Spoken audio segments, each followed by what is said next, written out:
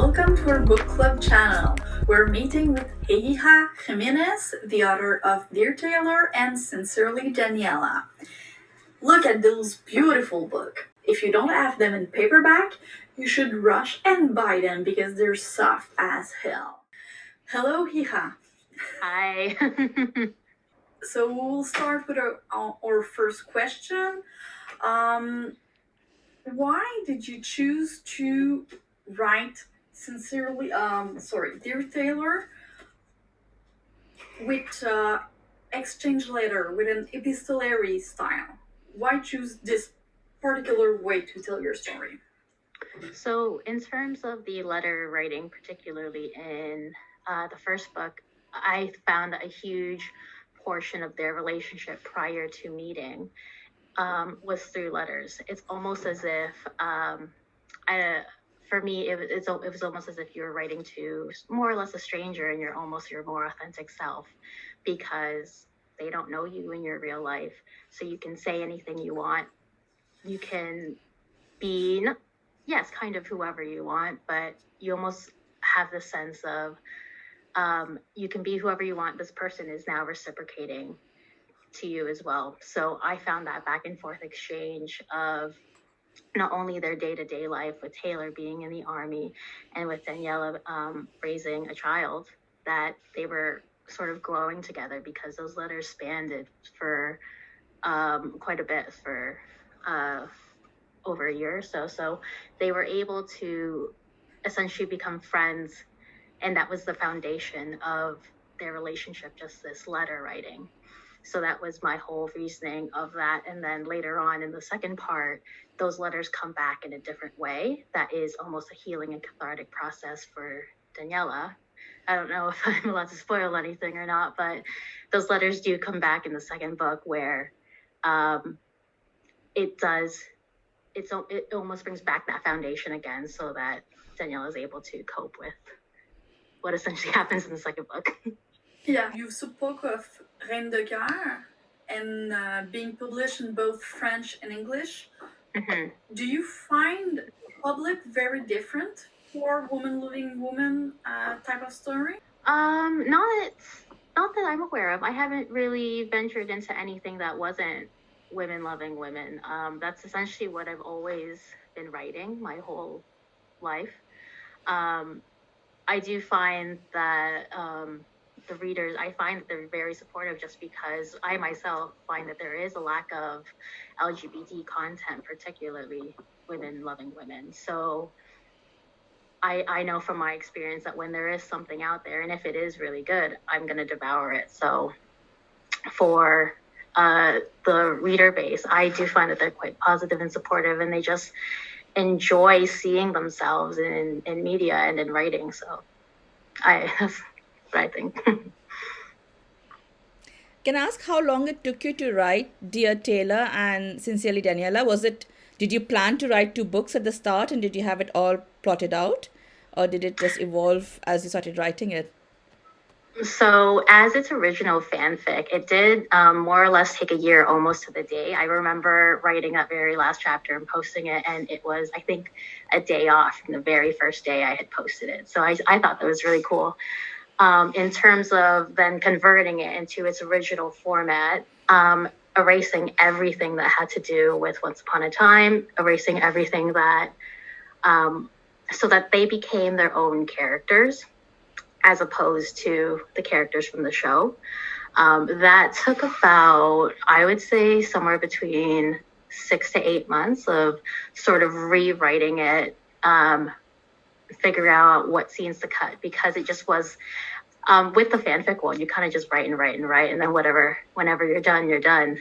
But when you're actually putting it to a book, you realize that, there's actually like 30 chapters, when really there's not really 30 chapters in a typical novel. So you do need to sparse it down. And that is why it was 2 books. I tried to compress it into one. I just couldn't do it, to be quite honest. And this is me in my writer brain, where I was like, but I liked writing that, or like, I thought that scene was so important, I think it needs to stay. So that was definitely a process for me to realize how concise a book needs to be when you actually write it for publishing, because it's not just people who when you're writing it as to be consumed by the general population, they don't know the fanfic world that it came from. All they read it as its own original story. So yeah, for me, it was, you do need to flesh out the characters right from the beginning. And that was sort of not necessarily the hardest part, but it was just a different experience of writing for me, just because I was so used to a world where you already knew who they were. So that was a really great journey for me. But for me, for writing, I find that what I find most fun is not only just the planning, but the editing, because I feel like I like a sculptor almost, where you're trying to find the art in the piece of block, you know? So that was my journey for that. Did you use beta readers at all to help you to convert the book from fanfic into a published book? Yes, I used, so the art is actually done by a friend named Irene, and I actually forget her handle right now.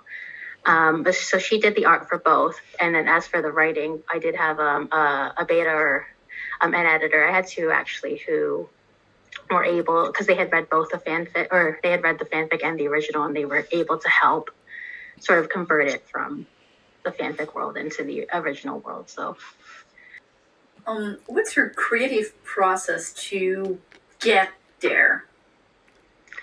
For my creative process, it is whenever I think of a story, it's almost like a movie in my head that I try to get down onto paper. But for me, not only is it just like something that I can see, it's this like overall feeling that I want to portray in a book. So for example, with Dear Taylor and Sincerely Daniella, a huge part of that book, those series, was inspired by this song called Letters to War, and this pink song called Who Knew. So I was listening to those two songs over and over again, and just that feeling of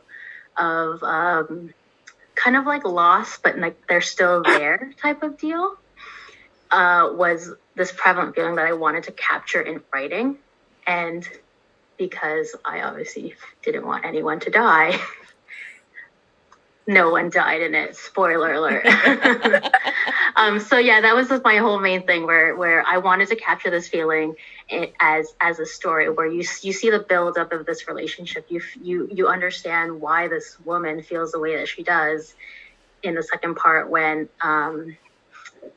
Taylor goes MIA, and just almost the breakdown of that, and then the rebuilding of that. So yeah, that was the feeling that I want to capture. As for the creative process, the way that my brain works is that it's like I know that I want to have scenes to hit, so I'll have the overall storyline in my head, and then usually what happens is that I'll take like a few days or weeks or however, and they're just spewing out these ideas on paper until it's just this one long scroll of like ideas, and I go through it, and I'm like, okay, that's going to be one chapter, that's going to be another chapter, and just like almost like a pick mix of like how it's going to be played out. And as I see it, for me, I kind of do need to see the whole thing in one go, because I need to know like the flow of like if it's going to make sense in the end. And if I personally like to drop like Easter eggs like throughout the thing that kind of like foreshadows the events in the future. So if I know that that's going to happen at the end, I need to make sure that there's other things going on in the beginning and the middle. Do you enjoy reading, and what kind of books do you enjoy reading? I love reading. Lately, I've actually been reading a lot of true crime novels, whether they be real or not. So I've actually been reading a lot, like The Couple Next Door is something that I've recently started picking up. I read The Fault in the Stars for the first time ever. I do read like a lot of like drama books. I am trying to read more LGBT books. but I don't know if every creative does this, but like I have a hard time reading other people's writings because I don't want to almost get like swayed by it, if that makes sense. Like if I want to come up with my own unique idea, I don't necessarily want it to be like, oh, I read this in a book once. Like that would be cute or whatever it might be. So yeah, I do actually read a lot of like crime books. One day I will write a crime novel, I bet. That'll be great to read, won't it? So I just remember what I was going to say earlier, which was I think a lot of readers. I remember reading reviews on Goodreads. A lot of readers said that there were a lot of tears in book two because it sort of gets very emotional at a point, Yeah. doesn't it? Yeah. Yeah, book two is my favorite, to be quite honest, just because I definitely felt like I put a lot of emotion and like a lot of passion in that particular one, because as I was mentioning, that was the feeling that I wanted to convey, like that whole period where she's broken. Like if you've ever gone through a heartbreak or if you've ever gone through a loss, like that's relatable. So reviews like that really, like I'm like, yes, I did it. It was very intense in emotion. But which brings me to my next question: why choose military? I know it's prone to give drama and everything, but why? And why in that time with the don't ask, don't tell? So because obviously it did start off as a fanfic. That was sort of my way of testing out what I can and can't write. Like it's a platform for me to like express myself in however way I can, and what shows what's successful and what's not. Why military is, to be quite honest, because of the two songs I mentioned, Letters to War and Who Knew. They do have military Letters to War is definitely military. Who Knew is like that was one of the feelings I got. It's almost like you don't realize you're going to lose someone until you do. So why I chose military is because it was inspired by that song.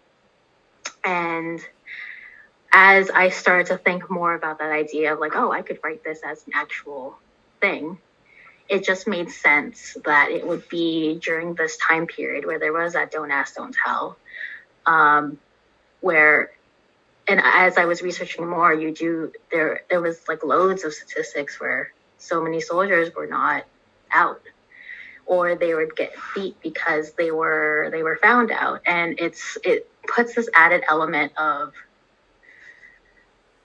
like almost like this camaraderie between Taylor and Daniella, where because they started off letter writing, she could be herself to this stranger who eventually becomes her friend, who eventually becomes something more. So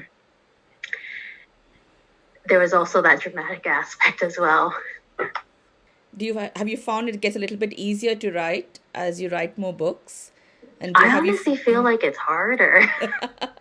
Because like in terms of like the actual writing process, yeah, like it why I think it's harder is because I feel like there's more pressure on myself, at least, to like produce something better or something, have my writing actually better. If I were to write Dear Taylor and Sincerely Daniella today, would it be the same book? So as time goes on, like you as a person change. And so I do think that as you write more, it could go either way, but for me, I do think it's harder. do you think it's also reader expectations, and then you read the reviews and you feel a little bit of pressure that way? Yeah, absolutely. Because like I haven't produced anything in a few years now. So whenever I'm working on something, there's always something in the back of my brain. I'm like, is this as good? Are people going to like this? I like this idea. Everyone I talk to thinks it's a great idea. But when I put that down to paper, will it be well received? So yeah, that's that. I think at the end of the day, it is self-pressure and just like don't want to let anybody down. But yeah. Okay, so yours you were speaking about self pressure and writing a new book, and how do you write? Do you Are you an old fashioned pen and paper type of writer, or do you prefer directly to type it? Yeah, my aesthetic wants to be a pen and paper type of writer, but my brain works faster than how quickly I write. I actually remember outlining this like rom-com story, like literally at 3 a.m. and I wrote this whole outline in the journal, and I came back to it like a couple of days later. I was like, what the hell was I writing here? Like I couldn't read my own writing because it was just all chicken scratch at that point. And I'm like, oh, but that looked like it was a good scene. I'm never going to remember it again. So I do actually, my notepad is filled with like scenes, chapters, ideas of just stories. So I initially would write in like a memo pad or a notepad on my phone and then just email it to myself basically. I actually find that that's better for me. I've tried to do it straight into Word document, and there's something about like seeing it in that format where I'm like, oh, that feels professional. I'm not ready for that yet. So if it's in draft form and then I go back to edit it, I'm like, oh yeah, this is great. I can do that. So just going away from books slightly, just so readers know you a little bit better. Can you tell us something maybe quirky about yourself that maybe readers might not guess? I have a really bad habit of mixing like phrases together. So like, for example, like yanking my chain and pulling my arm, I'll say like, oh, you're pulling my chain. And then I'm convinced myself that I'm correct. And then my fiance is like, no. And they mean two different things. Do you have any hobbies outside of writing? Do you have time? Whenever people ask me, oh, what do you like to do? I'm like, oh, nothing. I don't know anymore. But yeah, no, I actually, especially during COVID, I discovered that I love nature hikes. Like I like to be outdoors in terms of just like seeing like landscape and all that stuff. I've been doing a lot of hikes lately, so I definitely want to continue that even well after COVID. I like doing my nails. So my fiance got me like this gel nail kit. So I've been like practicing like those fancy designs and stuff because I'm a terrible nail biter. So as long as my nails are done, I will not bite. And I've also been like learning how to play guitar here and there. So hopefully one day I will write LGBT songs. Maybe not. Maybe not. Don't quote me on that. We can hope.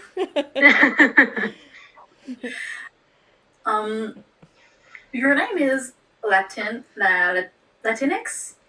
I am from the Philippines, so it's got Spanish, Pacific Islander heritage. So okay, so your heritage is Latino, Asian. You live in Canada in an English part of Canada. Just, I'm curious, how many language do you speak, or how do you make harmony of all of your heritage? Well, that's actually kind of tough because I was born in the Philippines, but I moved to Canada when I was 8 months. So, I've actually been like coming to terms with this myself where, like my parents are immigrant parents. My sisters were born in the Philippines, but they spent like 5 years there before we moved. So they do have that heritage there. To answer your first question, I only speak English. So we have to take French up until the 9th grade. So I was actually pretty fluent up until high school. But then I lost it as I just stopped using it.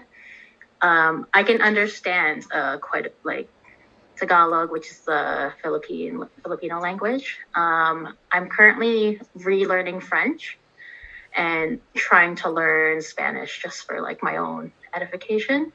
But in terms of sort of consolidating everything, I do find that I realize that I have grown up in a different way than my siblings almost, because they do have a little bit more of a bond to the Philippines. Whereas when people ask me where I'm from, because I'm clearly brown, and I don't have an accent as my parents do, they like I feel more Canadian, but I also feel like not quite an outsider, but it's hard to be truly Canadian when you have a heritage that is so different from it. But what I love about Canada and Toronto in general is because that's where I'm living there. It's like this mosaic. There's all these cultures that are embraced, I find, and that you can find people like you who may have come over to Canada while they were super young. They have immigrant parents who sort of have the same values as my parents. And what basically I have just been learning this year is that it's okay to feel different. Like it's okay to almost like not meet your parents' expectations or whatever it is, and have that feeling of discontent and that you're not that you're succeeding in your own way. And that's the biggest thing that I've had to like learn over this year, especially being like gay, because it's not like, I remember when I came out to my parents, like I knew that like ultimately it was going to be okay, but there's also something that's like, what if it's not? Just because the cultures are so different.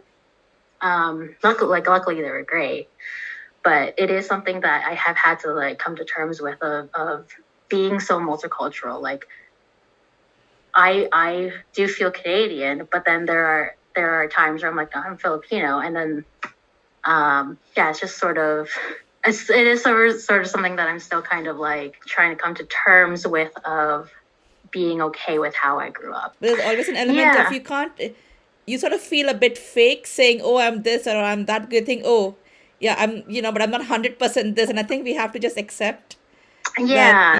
It is that. It's that whole like, am I disappointing you because of how I'm growing up? Am I being too westernized for my immigrant parents, or am I too ethnic for my white friends? Like, it's this thing that I've sort of like learned, and like luckily, like I am growing up in Canada. I can't imagine growing up anywhere else because I would feel just super alienated.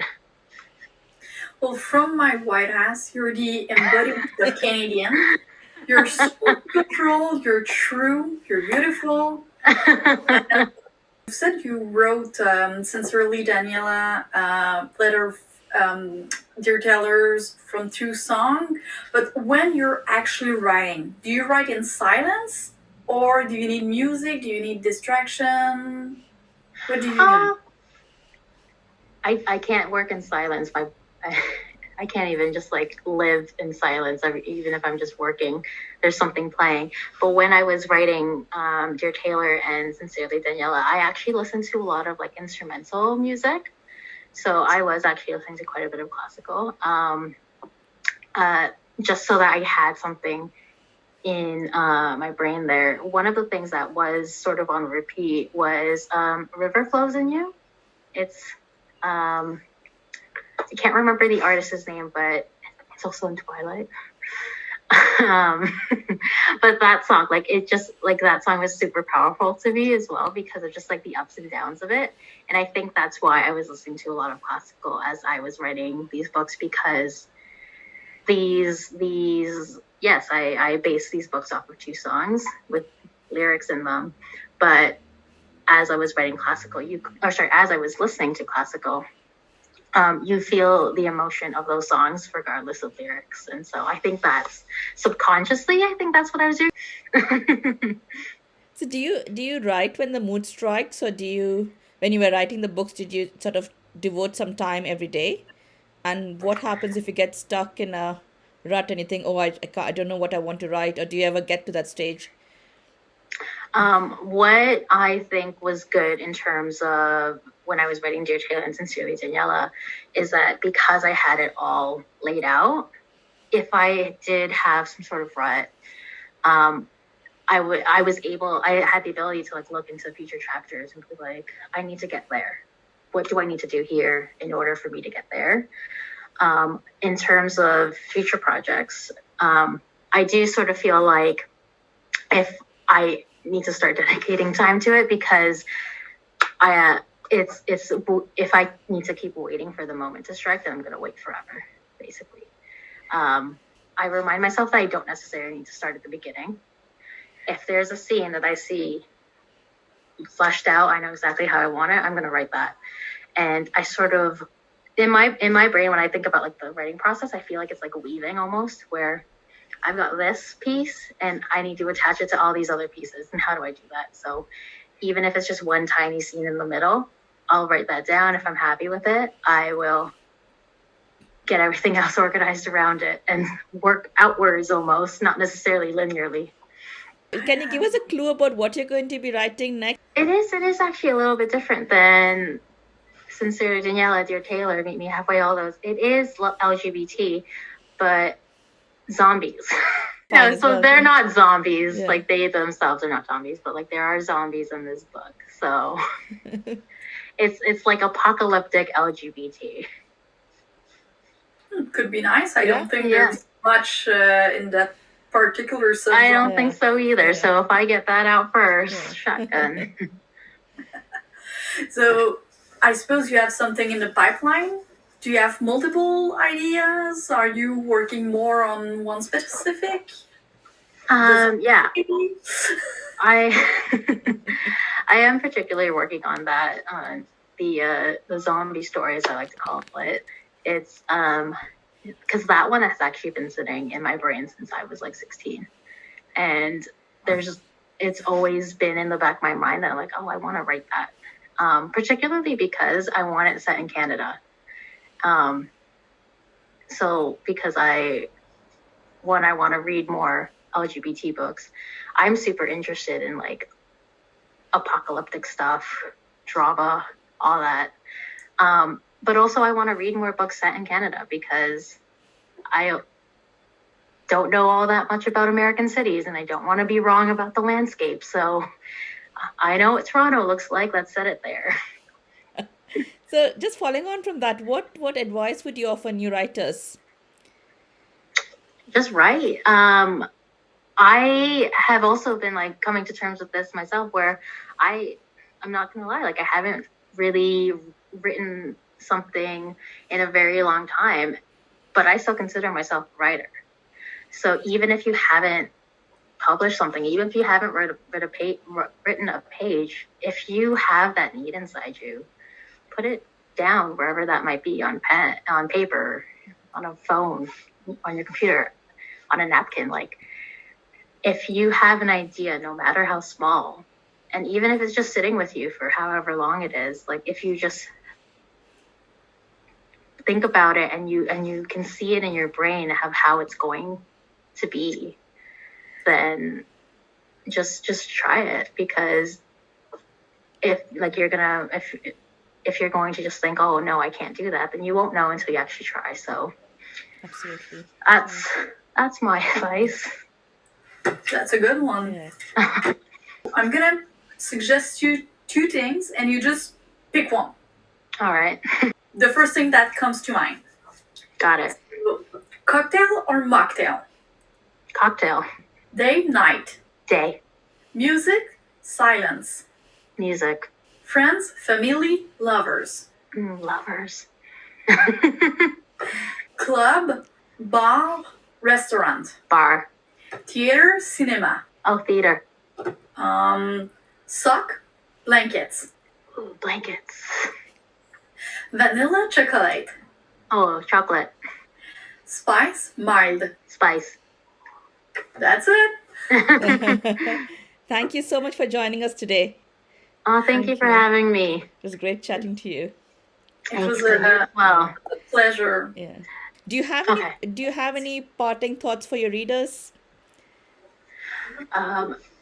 COVID's almost over. We will all be together soon. Keep reading and keep writing if that's what you do.